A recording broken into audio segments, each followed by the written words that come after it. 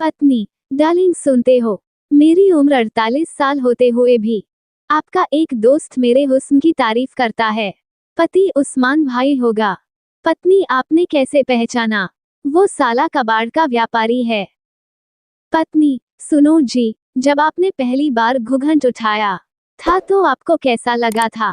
पति, मां कसम, मैं तो मर ही जाता अगर टीवी पर आहट देखने की आदत नहीं होती तो। योजक चिन्ह, एक आदमी की तबीयत खराब होने पर उसने डॉक्टर को दिखाया। डॉक्टर ने कहा आप सिर्फ 12 घंटे के मेहमान हो, शायद सवेरा भी नहीं देख पाओगे।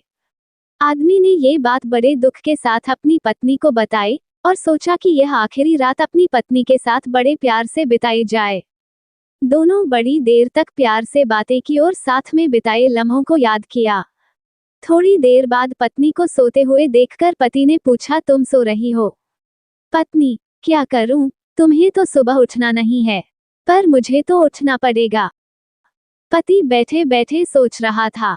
आज पत्नी की तरफ गौर से देखा तो समझ आया, अपने जीवन की सिर्फ यही इन्वेस्टमेंट है जो देखते देखते डबल हुई है। दुनिया के 2 सबसे बंगे, घातक और खतरनाक हथियारों के नाम लिखो। नंबर 1 बीवी के आंसू और नंबर 2 पड़ोसन की स्माइल। मार्क्स 10/10। छोटू की शादी नहीं हो रही थी तो वो अजमेर मन्नत मांगने गया और अपनी मां को साथ ले गया। वहां अचानक उसकी मां गुम हो गई। छोटू हाथ उठाकर बोला, या खुदा, ये कैसी तेरी खुदाई, अपनी तो मिली नहीं, अब्बा की भी गवाए।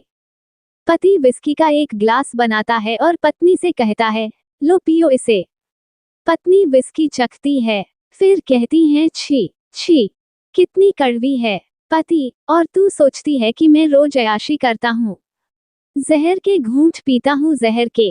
कौवे ने मटके से पूछा, तुम आग में तपा के बनाए जाते हो, फिर भी इतनी गर्मी में अपने अंदर पानी को कैसे ठंडा रख पाते हो? मटके ने बहुत सुंदर उत्तर दिया, तू पानी पी ले कालिए, ज्यादा पंचायत मत कर। संता, माँ को 21 साल लग जाते हैं जिस बेटे को जेंटल बनाने में। बनता, वाह वाह वाह, माँ को 21 साल लग जाते हैं जिस बेटे को जेंटल बनाने में, और बीवी को 21 मिनट भी नहीं लगते उसी बेटे को मेंटल बनाने में। रोहन और मोहन बात कर रहे थे। रोहन, मेरा बॉस सबको परेशान करता था, तो कल शाम को मैंने उसके खाली टिफिन में चुपके से एक चॉकलेट रख दी और एक पर्ची डाल दी। पर्ची में लिखा था, जानू दोनों तुम ही खाना, उस पागल को मत देना।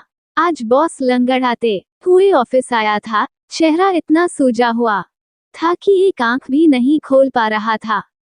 गप्पू की छत ठीक डाइनिंग टेबल पर टपक रही थी। प्लम्बर ने पूछा, आपको कब पता चला कि छत टपक रही है? गप्पू, जब कल रात को मेरा पैग 3 घंटे तक खत्म नहीं हुआ। सास, बहुरानी, नए चावल कैसे है? बहुरानी, बिल्कुल आपके बेटे जैसे।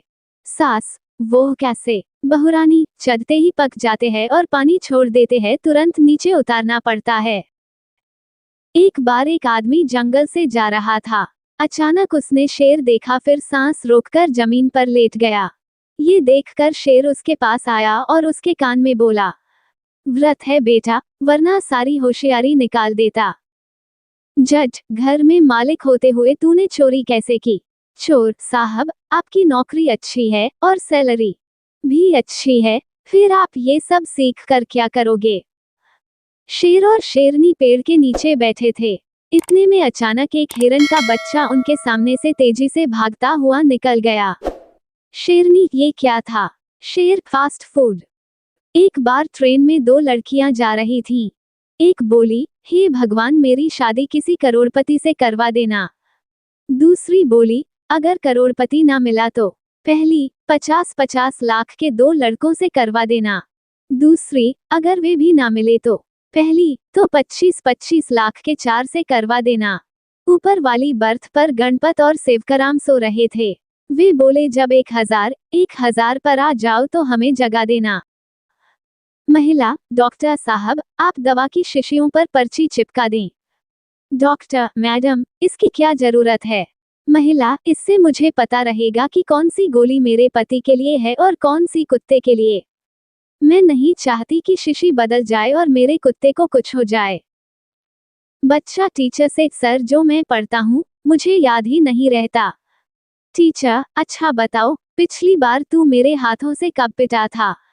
बच्चा, पिछले शुक्रवार को। टीचर, ये कैसे याद है? बच्चा, सर मुझे प्रैक्टिकल में नहीं, थ्योरी में प्रॉब्लम है। पत्नी, ओ जी सुनते हो, आज तो मैं 5 रुपए की 3 प्याज ले आई। पति, अरे वाह, वह कैसे? पत्नी, प्याज वाले ने तो 5 रुपए की एक ही प्याज दी थी। पति, फिर? एक मैं उसके ठेले से उठाकर भाग आई और दूसरी उसने मुझे फेंक कर मारी।